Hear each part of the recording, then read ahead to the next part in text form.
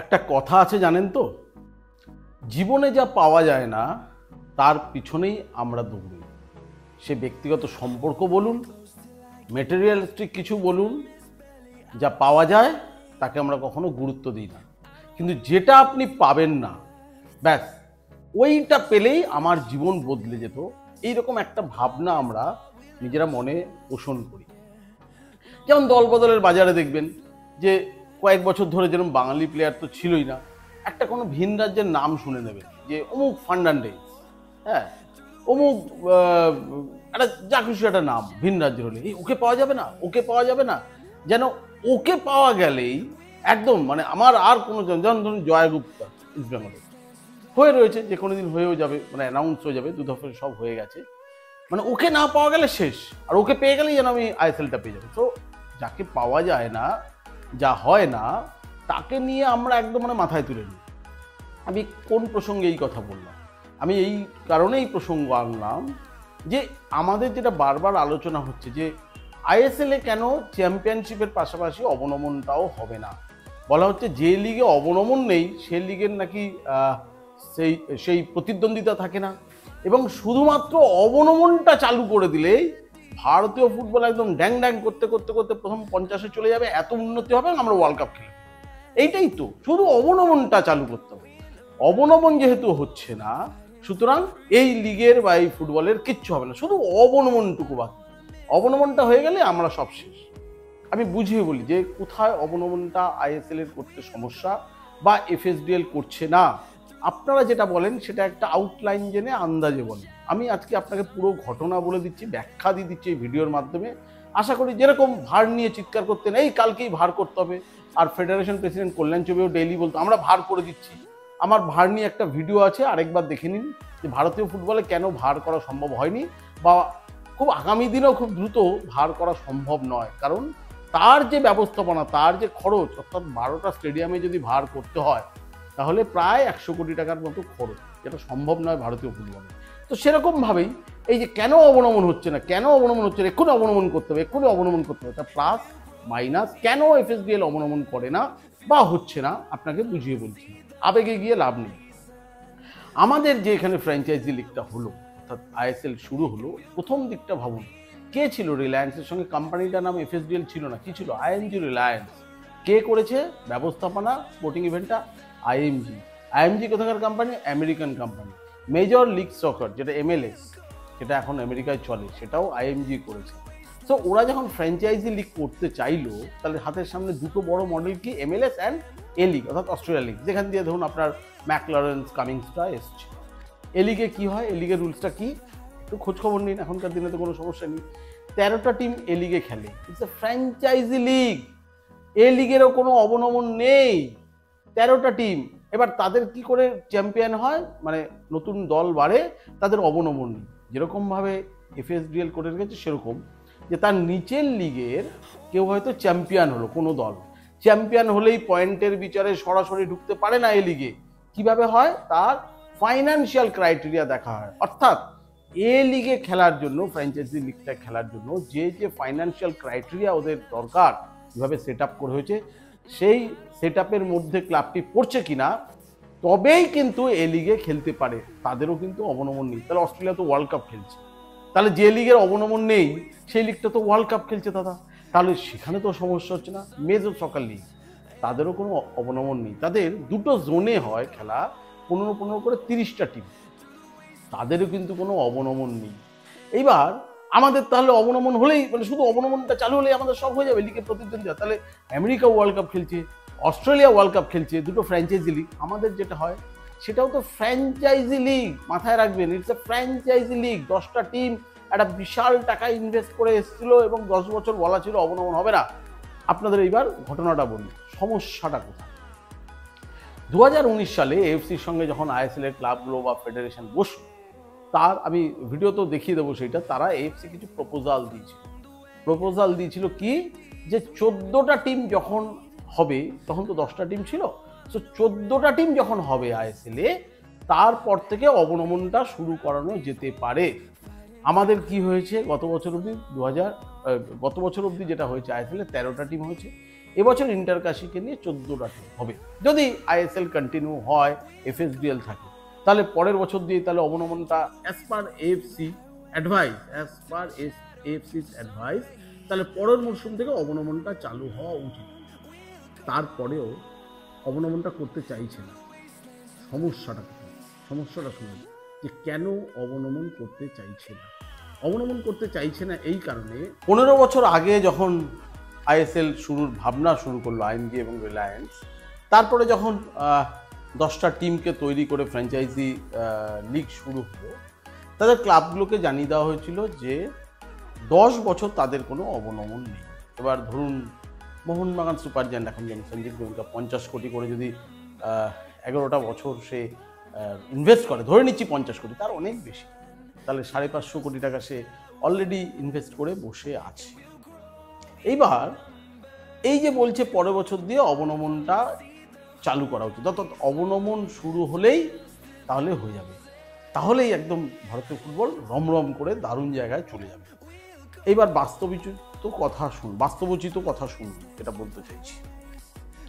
সেটা হচ্ছে, ধরুন যে 550 কোটি টাকা ইনভেস্ট করেছে কোনো কারণে, সেটা মোহনবাগান হতে পারে, ইস্ট বেঙ্গল হতে পারে, বেঙ্গালুরু হতে পারে, মুম্বাই সিটি এফসি হতে পারে, কেরালা হতে পারে, এফসি হতে পারে, যে কোনো টিম হতে পারে, ওড়িশা হতে পারে, পরের বছর নেমে গেল, বলা তো যায় না, নেমে কোথায় যাবে? আই লিগে যাবে। এবার যে দলটার হিউজ স্পন্সরশিপ পায়, হিউজ খরচ করেছে, সেই দলটা আই লিগে গেলে আর সেই বাজেটটা ধরে রাখতে পারবে?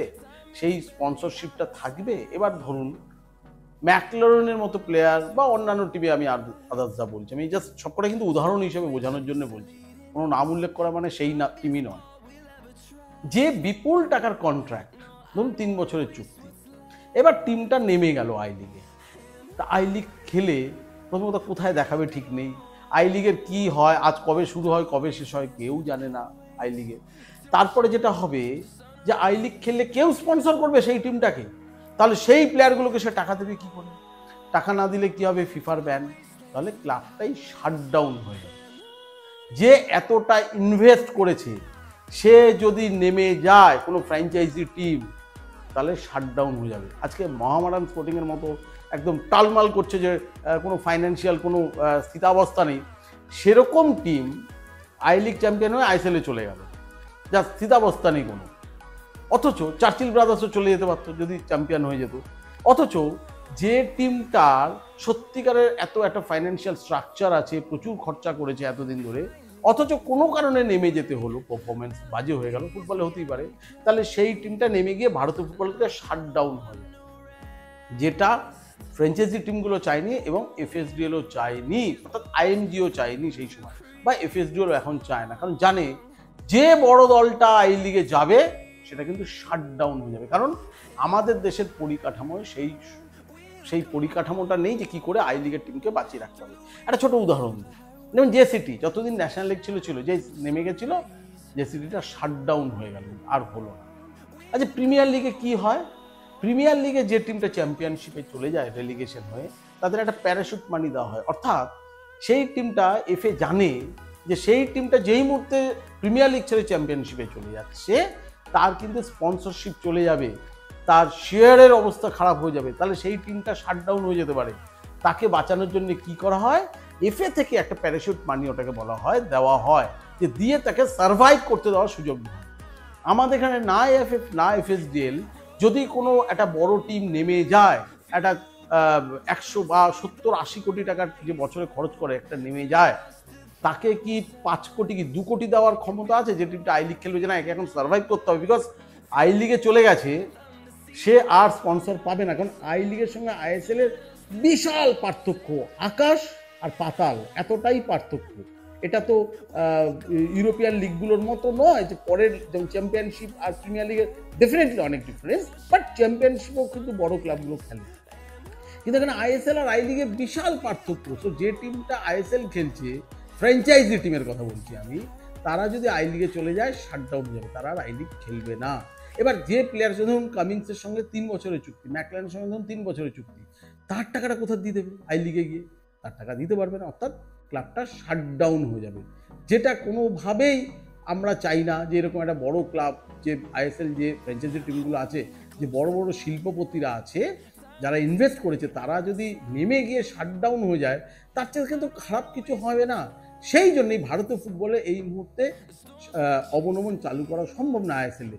কেন সম্ভব না বা কবে দিয়ে সম্ভব? যতক্ষণ না আই লিগটাও সেম স্ট্যান্ডার্ডে যাচ্ছে ততক্ষণ পর্যন্ত সম্ভব না। অর্থাৎ আইএসএল দিয়ে নেমে গিয়েও আই লিগে খেলবো, যে স্ট্যান্ডার্ড খুব একটা ডিফারেন্স হবে না। হয়তো আইএসএল 20 হলে আই লিগটা হয়তো 16, তাহলে হতে পারে। কিন্তু এখন তো আইএসএল 20 হলে আই লিগ তো 2, এতটা ডিফারেন্সে কি করে হবে? তাহলে যে টিমটা এত টাকা কোটি কোটি টাকা খরচ করেছে সেই টিমটা চলে গিয়ে সার্ভাইভ করতে পারবে না। আমি তো বললাম যে ইপিএলে কি হয়, প্রায় প্রিমিয়ার লিগে সেমই তো হয়। যে টিমটা নেমে যায় তাকে এফএ থেকে অর্থাৎ অ্যাসোসিয়েশন থেকে একটা প্যারাশুট মানি দেওয়া হয় যে ও যাতে সার্ভাইভ করতে পারে। তাহলে আমেরিকা ওয়ার্ল্ড কাপ খেলছে ফ্র্যাঞ্চাইজি লিগে, অস্ট্রেলিয়া ওয়ার্ল্ড কাপ খেলছে অবনমন না করে, তাহলে আমাদের অবনমন হলেই শুধু ওয়ার্ল্ড কাপ খেলবো, অবনমন না হলে হবে না। সমস্যাটা অবনমন থাকবে কি থাকবে না নয়, সমস্যাটা হচ্ছে আমাদের গ্রাসরুট প্রবলেম, আমাদের গ্রাসরুট ডেভেলপমেন্ট। এফএসডিএল বরঞ্চ এইটা বাধ্যতামূলক করুক যে আমাদের আন্ডার-13, আন্ডার-16, আন্ডার-17, আন্ডার-19 এই 4টে ধাপের টিম ঠিকঠাক করে রাখতে হবেই প্রতিটা আইএসএল এর দলকে, এইটাতে জোর দিই। যদি আমাদের দেশে আন্ডার-13, আন্ডার-16, আন্ডার-17, আন্ডার-19 এই লিগগুলো, এই ন্যাশনাল লিগগুলো যদি ঠিক করে হয়, তাহলে দেশের ফুটবলের সমস্যা হবে না। দেশের ফুটবলের সমস্যা মিটবে না শুধু একটা আইএসএল এর ওই অবনমন শুরু হয়ে গেল, অবনমন শুরু হয়ে গেল, লিগ হেভি হয়ে গেল। অবনমন শুরু হলে যে লিগ দারুণ হবে এরকম কোনো ব্যাপার নেই, এরাই তো খেলবে।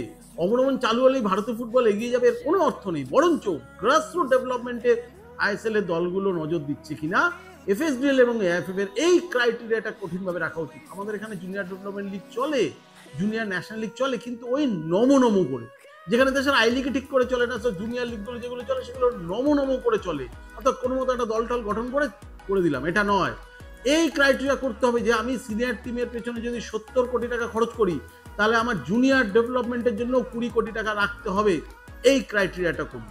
আজকে এই লিগে যেটা করেছে যে তুমি এই লিগ খেলতে গেলে যে ক্রাইটেরিয়া, ফাইন্যান্সিয়াল ক্রাইটেরিয়া লাগবে, সেইটা রাখতে হবে। যে কারণে কিন্তু আমি বলছি ইন্টারকাশি চ্যাম্পিয়ন হওয়ায় এফএসডিএল কিন্তু প্রচন্ড উৎসাহী ইন্টারকাশিকে নিয়ে, বিকজ ওদের প্রফেশনাল ওয়েতে সেট আপ। আবার একইভাবে বলছে যাদের 5 বছর ধরে ভারতীয় ফুটবলে অবদান নেই তারা কি করবে জানি না, হয়তো এটা হঠাৎ এসছে হঠাৎ চলে যাবে, নো ওয়ান নোজ। কিন্তু মোহামেডান যেভাবে ফাইন্যান্সিয়াল শর্তগুলো দেখিয়েছে লাস্ট ইয়ারে বা এখন অব্দি দেখাতে পারেনি, বিশ্বাস করুন এফএসডিএল মোহামেডানকে নিয়ে একটু আর আগ্রহী নয়। এই কারণে আগ্রহী নয় যে তুমি ফাইন্যান্সিয়াল ক্রাইটেরিয়া কমপ্লিট করতে হবে। যদি তুমি পারো তাহলে তুমি ওই টপ টায়ার লিগে থাকবে, কোনো মতে গিয়ে কোনো মতে একটা ঢুকে পড়ি, কোনো মতে এই বছরটা সামলে দিই, এ স্পন্সরশিপ ওখান দিয়ে কুড়িয়ে কাছিয়ে টাকা এনে, এভাবে হবে না।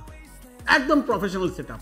এএফসি যেটা 2019 সালে ক্লাবগুলোকে বলেছিল যে এই দেশের সর্বোচ্চ লিগটা প্যান ইন্ডিয়া লিগ হওয়া উচিত। অর্থাৎ তারা বলেছিল যে 14টা দল ফ্রম ডিফারেন্ট স্টেট, একমাত্র কলকাতার 3টে দল হয়ে বসে আছে। অর্থাৎ যেখানে আরও 2টো দল 2টো ভিন্ন স্টেট থেকে আসার কথা ছিল, কিন্তু আপনি ইস্টবেঙ্গল মোহামেডানকে বাইরে রাখতে পারবেন না যদি ওঠে। এদের বিপুল সমর্থক সংখ্যা, যদিও মোহামেডান যে এবছর খুব সমর্থক দেখা গিয়েছে মাঠে, আমি কিন্তু দেখতে পাইনি, কারণ এত ক্লাবের মধ্যে একটা সমস্যা তৈরি হয়ে আছে। তো এএফসির পরামর্শ ছিল 14টা ডিফারেন্ট স্টেট থেকে 14টা টিম আসবে, কিন্তু যেটা হয়েছে যে কলকাতাতেই 3টে ক্লাব হয়ে গেছে। এরপরে যদি ডায়মন্ড হারবার আসে তাহলে কলকাতা থেকে আরও 4 নম্বর ক্লাব চলে আসে, অর্থাৎ বাংলা থেকেই 4 নম্বর ক্লাব, অন্য স্টেটে কিন্তু তাহলে থাকবে গিয়ে সেটা 10টা ক্লাব। তো সেহেতু বলছি যে এফএসডিএল এর কিন্তু এই মুহূর্তে অবনমনটা চালু করা is very very very difficult. বাস্তবোচিত কথা বলুন যে একটা অবনমন শুরু করলে আমার হয়ে গেল তা নয়। তাহলে যে টিমটা আইএসএল এ খেলছে এত কোটি টাকা খরচ করে, সে যদি আই লিগে চলে যায় এবং শাটডাউন হয়ে যায়, তাহলে একটা বড় শিল্পপতি ভারতীয় ফুটবল থেকে বিদায় নেবে। এরকমভাবে একটা করে সব আইএসএল এর টিমগুলো হয়তো শাটডাউন হয়ে যাবে এবং আই লিগের টিমগুলো আইএসএল এ চলে এলো, তারা আবার যেরকমভাবে আই লিগে ছিল সেরকমভাবে আইএসএল শুরু হবে। যে কারণে ওরা যতক্ষণ না ইনফ্রাস্ট্রাকচার তৈরি করছে, অর্থাৎ প্লেয়ারদের কন্ট্রাক্ট ইপিএল এ কীভাবে হয়, যে তুমি যদি আইএসএল মানে প্রিমিয়ার লিগ খেলো বা আমাদের দেশে যেটা করতে হবে, আইএসএল খেললে তোমার যদি 3 বছরের কন্ট্রাক্ট থাকে, আইএসএল খেললে তুমি এই টাকা পাবে। আই লিগে চলে গেলে ডেফিনেটলি তোমার স্যালারি ডিফারেন্ট হবে। কিন্তু আমাদের এখানে যে প্লেয়ারের চুক্তি হয় তাতে কোথাও আই লিগ বলে লেখা থাকে না, তাতে লেখা থাকে আইএসএল এ 3 বছরের খেলা, তাতে তুমি এত টাকা স্যালারি পাবে। কিন্তু যদি টিমটা নেমে যায় তাহলে, এই কারণেই তো আইএসএল এর টিমগুলো চায় না যে এক্ষুনি অবনমন শুরু হোক, এফএসডিএল চায় না অবনমন শুরু হোক, কারণ যদি অবনমন শুরু হয় তাহলে আমাদের প্লেয়ারদের কিন্তু কন্ট্রাক্টও সেভাবে হয় না, তাহলে সেই প্লেয়ারের বেতনটা নেমে গেলে দেবে কোথার দিকে? একটা অচল অবস্থা শুরু হয়ে যাবে ভারতীয় ফুটবলে। ফিফার ব্যান, নানা রকম ব্যান শুরু হয়ে যাবে। তো যতক্ষণ না আই লিগ আমাদের ডেভেলপ হবে, যদি সেই টাকা হয়, আই লিগটাও ডেভেলপ করে কাছাকাছি যেটা বললাম যে ISL 20, আই লিগ 17, এই মানে যদি না যায়, তাহলে কিন্তু একটা মুশকিল হয়ে যাচ্ছে এই অবনমনটা শুরু করা। দ্বিতীয় কথা, আমার মনে হয় অবনমন হলো কি চ্যাম্পিয়নশিপ হলো, এটা না অত গুরুত্বপূর্ণ। গুরুত্বপূর্ণ হচ্ছে গ্রাসরুট ডেভেলপমেন্ট, যেটা আমি একটু আগে বললাম। আন্ডার 13, আন্ডার 16, আন্ডার 17 ন্যাশনাল লিগটা খুব স্ট্রং করা উচিত, প্রচুর করা উচিত, প্রচুর টিমকে খেলতে দেওয়া উচিত ভারতবর্ষের। তাহলে কি হবে, সারা দেশ জুড়ে একটা ফুটবলের বিপ্লব আসবে, জোয়ার আসবে এই জুনিয়র ন্যাশনাল লিগগুলো দিয়ে। ওই নমো করে করে না, প্রতিটা ফ্র্যাঞ্চাইজির টিমকে বা ISL এর টিমকে বলতে হবে যে তোমার 70 কোটি টাকা সিনিয়র টিমের জন্য হলে 20 কোটি টাকা জুনিয়র ডেভেলপমেন্টের জন্য রাখতে হবে। এখন ISL এর ম্যাক্সিমাম টিম কি করে, ওই জুনিয়র টিম রাখতে হয় বলে রাখে, রাখতে হয় বলে রাখা না। আজকে কেন বলুন তো, মোহনবাগানে যদি সিনিয়র টিমে মলিনার মতো একজন বড় কোচ থাকে, তাহলে জুনিয়র ডেভেলপমেন্টে কেন কার্ডোজো থাকবে? কেন আমরা বিদেশ থেকে একটা দারুণ অসাধারণ একজন কোচ, কলিন টোলের মতো কোচ উড়িয়ে আনবো না, যে জুনিয়র ডেভেলপমেন্টটাকেও ডেভেলপ করবে? তাহলে আমাদের যাবতীয় কনসেন্ট্রেশন কিন্তু সিনিয়র টিমের জন্য। জাস্ট খরচ করছি, ট্রফি আনছি, কেন আমি জুনিয়র ডেভেলপমেন্টে যাবো না? কেন ইস্ট বেঙ্গলে যদি অস্কার পুজো থাকে সিনিয়র টিমের জন্য, সেখানে কেন তাহলে জুনিয়র ডেভেলপমেন্টের জন্য বিনোজন? তাহলে সেখানেও কেন একটা বড় কোচ থাকবে না, তাই না? তাহলে আমরা জুনিয়র ডেভেলপমেন্টেই রাখতে হয় বলে রাখা, একটা RFDL চ্যাম্পিয়ন হবে, এই হচ্ছে লক্ষ্য। কিন্তু না, আপনারা জুনিয়র ডেভেলপমেন্টে জোর দিন, ক্রাইটেরিয়া বাড়ান, তাতে আমার মনে হয় ভারতীয় ফুটবল এগোবে। ওই কে নেমে গেল আর কে নামতে পারলো না, এটা আমার মনে হয় খুব একটা গুরুত্বপূর্ণ ইস্যু না। যে নেমে গেলেই যে অবনমন চালু করলেই ভারতীয় ফুটবল ওয়ার্ল্ড কাপ খেলে ফেলবে, এরকম কোনো ব্যাপার নেই। তাহলে তো আমেরিকা এবং অস্ট্রেলিয়াও খেলতে পারত।